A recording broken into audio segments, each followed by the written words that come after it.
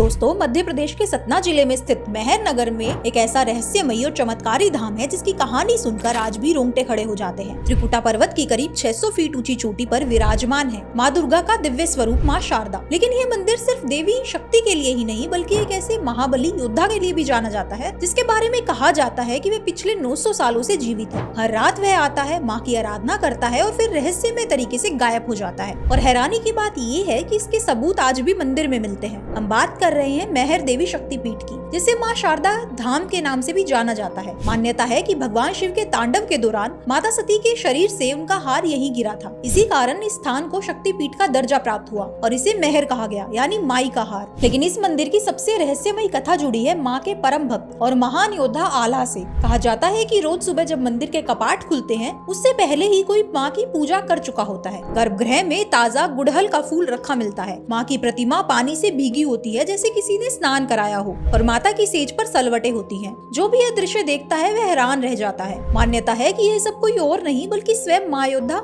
आल्हा करते हैं, जो आज भी माँ शारदा की सेवा में आते हैं। रात करीब 8 बजे मंदिर में अंतिम आरती होती है। इसके बाद गर्भगृह की पूरी सफाई की जाती है, माँ की सेज सजाई जाती है और मंदिर के सभी कपाट बंद कर दिए जाते हैं। लेकिन इसके बाद भी कई बार लोगों ने बंद मंदिर के भीतर से घंटियों की आवाजें सुनी है, जैसे कोई पूजा कर रहा हो या किसी से बातें कर रहा हो। चारों ओर ताले लगे होते हैं, कोई अंदर नहीं होता। लेकिन सुबह जब मंदिर खुलता है तो फिर वही सबूत मिलते हैं, पूजा हो चुकी होती है। आज भी ये मान्यता है कि माँ शारदा के सबसे पहले दर्शन उनके भक्त आल्हा ही करते हैं। इस रहस्य से पर्दा उठाने के लिए कई बार वैज्ञानिकों की टीमें भी यहाँ आई। रात भर मंदिर के आसपास डेरा डाला गया, कैमरे लगाए गए, हर गतिविधि पर नजर रखी गई, लेकिन रात भर कोई दिखाई नहीं दिया। फिर भी सुबह मंदिर खुलते ही वही दृश्य सामने आया जो रोज देखा जाता है। इस तरह यह रहस्य आज भी रहस्य बना हुआ है। अब सवाल उठता है कि आखिर ये सिलसिला शुरू कैसे हुआ। इतिहास हमें बुंदेलखंड के 2 वीर योद्धा भाइयों आल्हा और उदल की कहानी सुनाता है। ये दोनों परमार वंश के सामंत थे और कालिंजर के राजा के दरबार में रहते थे। दरबारी कवि जगनीक ने आलय खंड नामक काव्य की रचना की थी, जिसमें इन दोनों वीरों की 52 युद्ध गाथाओं का वर्णन मिलता है। कहा जाता है कि इनका अंतिम युद्ध सन 1182 में पृथ्वीराज चौहान के साथ हुआ था। युद्ध में पृथ्वीराज की हार हुई, लेकिन इसी युद्ध में उदल वीर गति को प्राप्त हो गए।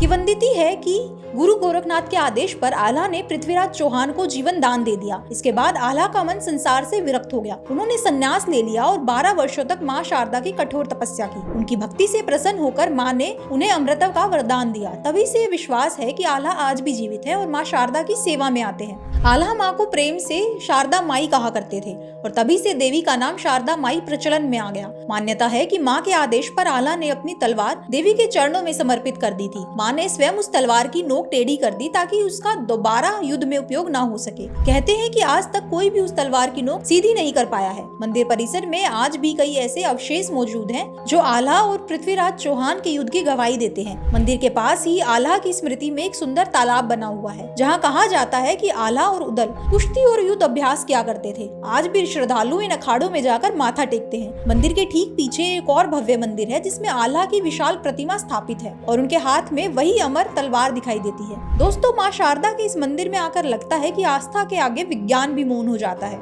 फिलहाल इस वीडियो में इतना ही। मिलते हैं अगले वीडियो में एक और नए रहस्य के साथ। आपको यह कहानी कैसी लगी हमें कमेंट में जरूर बताइए। जय माँ शारदा।